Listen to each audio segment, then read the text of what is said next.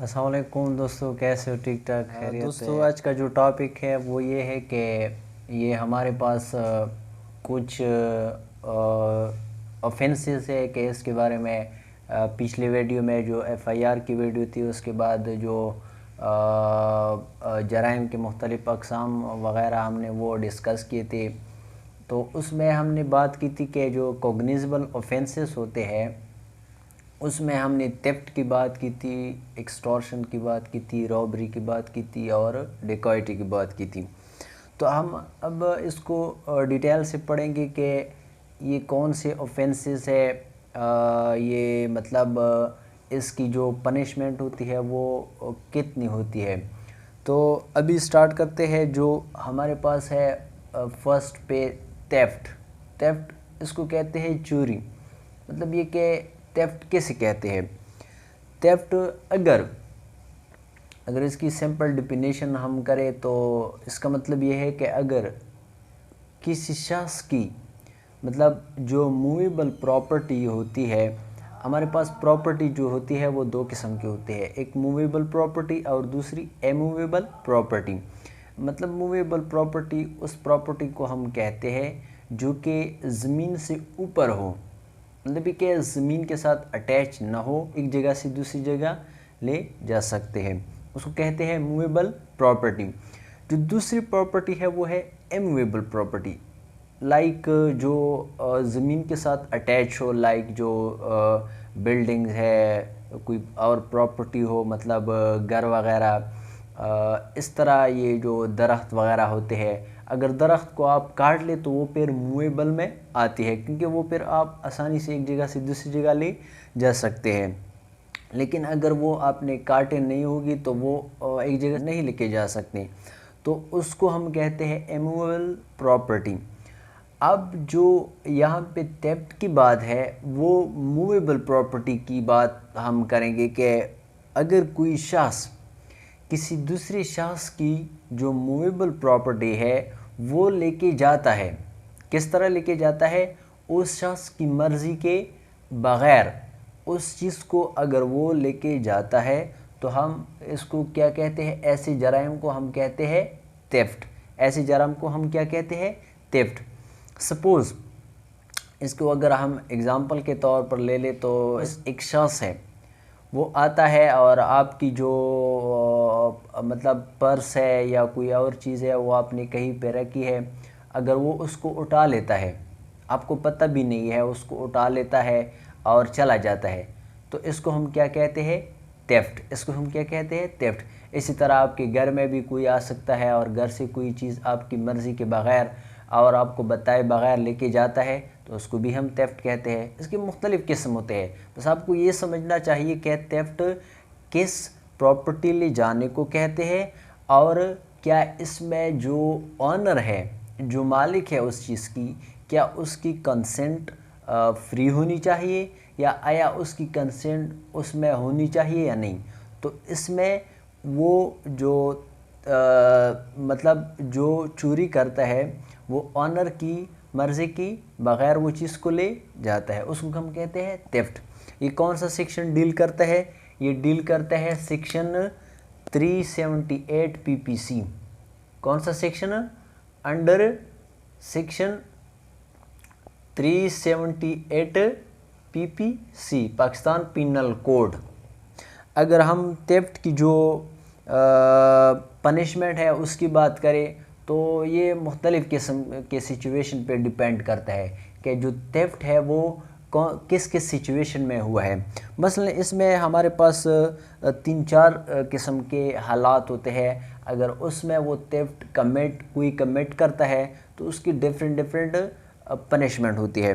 मसलन एक ये हमारे पास हालत आती है कि अगर कोई बाहर, मतलब घर से बाहर कोई छोटी मोटी चोरी करता है तो उसकी जो सज़ा है, उसकी जो पनिशमेंट है वो 3 साल कैद होती है, सिंपल इम्प्रिजमेंट। वो उसकी जो कैद होती है वो कौन सी होती है? कितनी होती है? 3 साल, सिंपल इम्प्रिजमेंट। हमारे पास आप एक ये बात भी याद रखें कि जो हमारे पास कैद होती है, इम्प्रिजमेंट, जिसको हम कैद कहते हैं, इम्प्रिजमेंट हमारे पास दो किस्म के होते हैं। एक को कहते हैं सिंपल इम्प्रिजमेंट और दूसरे को कहते हैं रिगरस इम्प्रिजमेंट। मतलब एक सादा जो वो कैद होती है, मतलब ये क्या एक सादा होती है, और दूसरा जो होती है जिसको हम कहते हैं कैद बा मुशक्कत, जहाँ पे जो वो कैदी होती है उससे वो काम वगैरह लिया जाता है, उसको कहते हैं रिगरस इम्प्रिजमेंट। तो याद रखना चाहिए कि इस तरह के जो थेफ्ट होते हैं वो सेक्शन 379 डील करता है, सेक्शन 379 PPC। मतलब वो जराइम, वो थेफ्ट जो कि घर से बाहर छोटी मोटी वो चोरी होती है, इसकी जो सज़ा है वो 3 साल कैद होती है। अब दूसरी किस्म जो है वो ये है कि अगर कोई आपके घर में जाके वहाँ से कोई अगर चोरी करता है तो उसकी सज़ा जो है वो 7 साल कैद होती है। अब यहाँ पे देखो ना, वो सिचुएशन है वो चेंज हुआ। जो पहली सिचुएशन थी उसमें आपकी जो सज़ा है वो 3 साल कैद होती है, क्योंकि वहाँ पे छोटी मोटी वगैरह चोरी होती है। लेकिन यहाँ पे क्या होता है कि कोई किसी के घर में जाके वहाँ से जब चोरी करता है तो उसकी इसी तरह पनिशमेंट भी ज़्यादा होती है, 7 साल तक जाती है। अब जो तीसरा सिचुएशन है वो सेक्शन 381 PPC डील करता है। वहाँ पे ये कहते हैं कि अगर कोई मुलाजिम चोरी करता है वहाँ पे भी जो सज़ा होती है, पनिशमेंट होती है, वो भी 7 साल होती है, ये भी याद रखिए। और जो लास्ट पे वो ये है कि अगर कोई मैकेनिकल ट्रांसपोर्ट चोरी करता है, लाइक गाड़ी हो गई, मतलब जो भी गाड़ी है, कार वगैरह जो भी, अगर उसको कोई चोरी करता है, अक्सर दफ़ा आप लोगों ने सुना होगा कि किसी की फलाह की गाड़ी चोरी हो गई, यहाँ से गाड़ी चोरी है, तो इस तरह के जो वाक़यात होते हैं वहाँ पे जो पनिशमेंट होती है वो भी 7 साल ही होती है, ये याद रखना। मतलब अब आते हैं एक्सटॉर्शन। अब किस पे आते हैं? Extortion. What is extortion? Extortion किस कहते हैं? एक्सटॉर्शन कैसे कहते हैं? अगर कोई किसी को डरा धमका के उसकी मूवेबल चीज़ या इमूवेबल चीज़ को लेके जाता है, ऐसे ऑफेंस को हम कहते हैं एक्सटॉर्शन। एक्सटॉर्शन में जो ऑनर होता है उसको बताया जाता है, उसको मतलब बाय फोर्सली उसे ये कहता है कि ये चीज़ मुझे दे दो, अगर नहीं दिया तो मैं इस तरह करूँगा, मैं आपको ये नुकसान पहुँचाऊँगा, या मैं आपके फला जो रिलेटिव है, जो रिश्तेदार है, मैं उसको इस तरह वो नुकसान पहुंचाऊंगा। तो मतलब क्या है, अगर वो जो ऑनर है वो जो ये ऑफेंस कमिट करता है, अगर उसको वो मूवेबल प्रॉपर्टी या इमूवेबल प्रॉपर्टी देता भी है तो मतलब वहाँ पे उस ऑनर की कंसेंट फ्री नहीं है, बल्कि उसको बाय फोर्स वो चीज़ उनसे लिया गया है। तो यहाँ पे मतलब एक एग्जांपल लेते हैं। अगर सपोज़ आपको कोई कॉल करता है, आपको ये कहता है कि अगर आपने मुझे ये चीज़ नहीं दी या आपने फ़ला प्रॉपर्टी पे अगर दस्तखत नहीं किए, वो जो डॉक्यूमेंट्स हैं वो मुझे नहीं दिए, तो मैं आपको या आपके फ़ला रिश्तेदार को मैं नुकसान पहुंचाऊंगा या मार दूंगा, या इस तरह मतलब डरा धमका के। तो वहाँ पे भी अगर आपसे कोई मतलब मूवेबल या इमूवेबल चीज़ लेके जाता है तो उसको हम कहते हैं एक्सटॉर्शन। उसको हम क्या कहते हैं? एक्सटॉर्शन। इसको कौन सा सेक्शन डील करता है? Section 383 PPC। ये याद रखना, ये क्योंकि इम्पोर्टेंट है सेक्शन। ये 383 PPC जो सेक्शन है वो एक्सटॉर्शन को डील करता है। अब जो एक्सटॉर्शन है इसकी जो पनिशमेंट वो है वो कितनी होती है? इसकी जो पनिशमेंट है वो 3 साल कैद होती है। वो कितना होती है? 3 साल कैद होती है एक्सटॉर्शन की। अब जो रॉबरी है ना वो थेफ्ट और एक्सटॉर्शन से बनती है। जो रॉबरी है वो इन दोनों की मिक्सअप को हम रॉबरी कहते हैं। किस तरह? मतलब वो कौन सी सिचुएशन है जहाँ पे थेफ्ट से रॉबरी बनती है, और वो कौन सी सिचुएशन है जहाँ पे एक्सटॉर्शन चेंज होता है या कन्वर्ट होता है रॉबरी में। उसको फिर हम मतलब होता तो थेफ्ट है, लेकिन ऐसी सिचुएशन आते हैं कि जहाँ पे हम थेफ्ट को फिर रॉबरी कहते हैं। और दूसरी जगह पे हमारे पास कुछ ऐसी भी सिचुएशन है, कुछ ऐसे ऑफेंसेस है कि वो तो एक्सटॉर्शन होते हैं, लेकिन वो एक्सटॉर्शन जो है वो कुछ कंडीशन की वजह से रॉबरी में कन्वर्ट होती है। थेफ्ट मतलब ये कि अगर कोई बंदा आपके घर में आता है या आपकी कोई चीज़ लेके जाता है, लेकिन वो जो ऑनर है उसको वो बताए बगैर उस चीज़ को लेके जाता है, उसको हम थेफ्ट कहते हैं। लेकिन रॉबरी कब बनती है थेफ्ट से? रॉबरी तब बनती है जब कोई शख्स सपोज़ आपके घर में आता है, सपोज़ एक शख्स आपके घर में आता है, मतलब उसकी जो नीयत होती है, उसकी जो इंटेंशन होती है वो क्या होती है कि वो थेफ्ट कमिट करे। अब जब वो आपके घर आता है और वो क्या होता है कि आपको मतलब कुछ इस तरह लगता है कि कोई घर में आया हुआ है, तो जब आप जाते हैं मतलब उस चीज़ को वो सर्च करते हैं, तो ऐन मौका पे जब वो चीज़ को लेके जाता है उसको पता चलता है कि इसने मुझे देख लिया। वो क्या करता है, वो वहाँ पे वो पिस्तौल है उसके पास जो भी है वो आप पे मतलब रखता है कि अगर आपने ये चीज़ मुझे नहीं दी तो मैं आपकी मर्डर करूँगा। तो इस सिचुएशन में जो थेफ्ट है वो कन्वर्ट हुआ रॉबरी में। किस चीज़ में कन्वर्ट हुआ? रॉबरी में, क्योंकि वो थेफ्ट था लेकिन वहाँ पे ऑनर को पता चल गया और ऑनर को जो था वो डर भी था कि अगर कोई नुकसान न पहुँचाए, तो वहाँ पे जो थेफ्ट है वो कन्वर्ट हुआ रॉबरी में। इसी तरह एक्सटॉर्शन को हमने इस तरह डिफ़ाइन किया कि अगर कोई शख्स किसी को कॉल करे डरा धमका के उसको ये कहे कि जो आपका फ़लाँ रिश्तेदार है या आपका बेटा है या आप है, मैं उसको मतलब कत्ल करूँगा, मैं उसको या नुकसान पहुँचाऊँगा अगर आपने ये चीज़ मुझे नहीं दी। तो वहाँ पे ये होता है कि वो जो रिश्तेदार होता है उस ऑनर का, वो तो उसी टाइम पे उस जो ऑफेंडर है उसके साथ तो नहीं होता, लेकिन वो उस ऑनर को वो डर होता है उसको, क्योंकि वो डर होता है कि अगर मैं इस तरह ऐसा ना करूं तो वो उसको कहीं नुकसान न पहुंचाए। लेकिन यहाँ पे एक्सटॉर्शन तब रॉबरी में कन्वर्ट होती है जब वो ऑनर की जो रिश्तेदार है या मतलब कोई बेटा है, कोई मतलब ब्लड रिलेशन है उसके साथ, वो उस ऑफेंडर के साथ हो।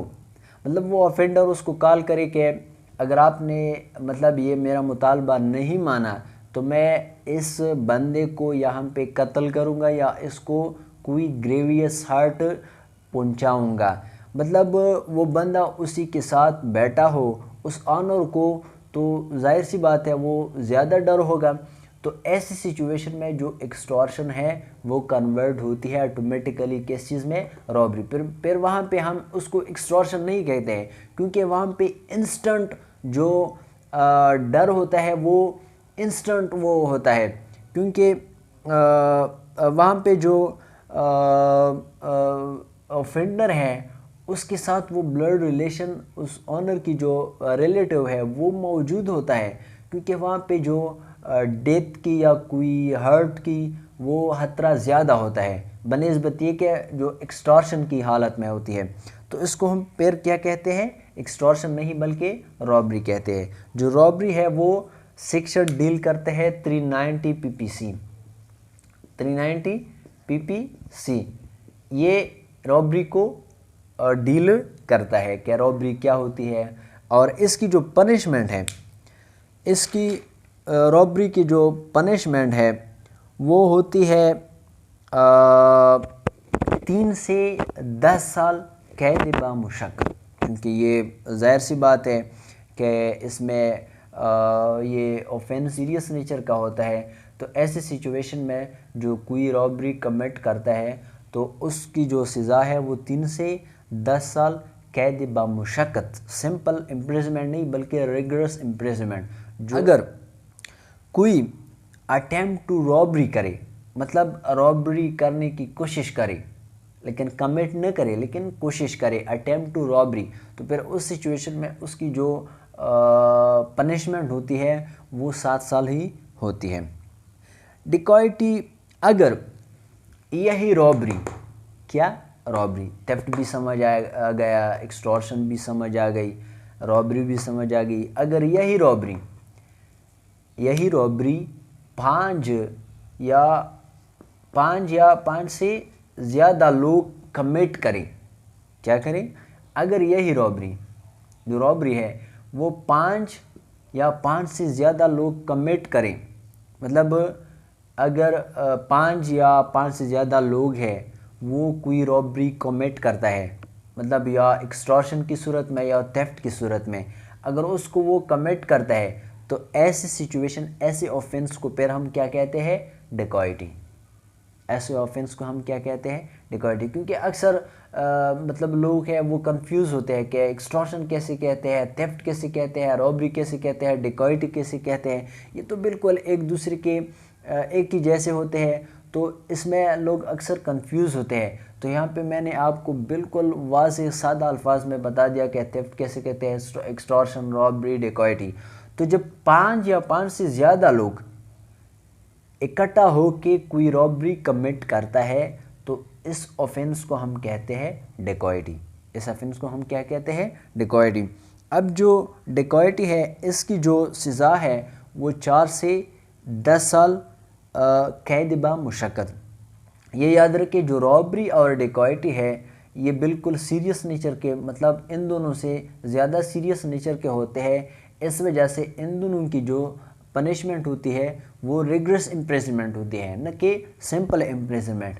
अगर कोई डिकॉइटी कमिट करता है तो इस सिचुएशन में उसकी जो पनिशमेंट होती है वो 4 से 10 साल कैद बा मुशक्कत होती है।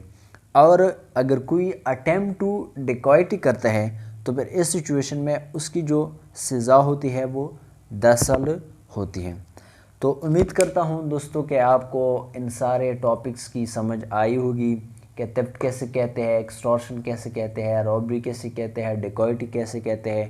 तो अगर वीडियो पसंद आई हो तो वीडियो को लाइक करें, कमेंट करें, अपने दूसरे दोस्तों के साथ भी शेयर करें ताकि वो भी इनसे फ़ायदा उठाए।